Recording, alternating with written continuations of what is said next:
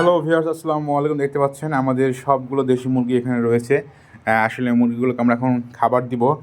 মুরগির জন্য এনেছি আমরা পাতাকপি। দেখতে পাচ্ছেন পাতাকপিকে ভাজি করে দিয়েছি, এখন মুরগিগুলো খাবে। এবং এই একটা পাত্র দেখতে পাচ্ছেন, এই পাত্রটা কিন্তু তৈরি করা হয়েছে মুরগি খাবার দেওয়ার জন্য। আসলে এমনি খাবার দিলে তারা নষ্ট করে, যার কারণে এই পাত্রটি তৈরি করা হয়েছে। আমরা মুরগিকে দিচ্ছি এই বাঁধাকপি ভাজি। দেখেন তারা কিভাবে বাঁধাকপি ভাজি খাচ্ছে। আসলে মুরগির কিন্তু শাক সবজি এগুলো কুচি কুচি দিলে তারা খেয়ে নেয়, পালং শাক এবং বিভিন্ন লতাপাতা। আপনারা একটু দেখুন আসলে তারা কিভাবে খাচ্ছে এই পাতাগুলো।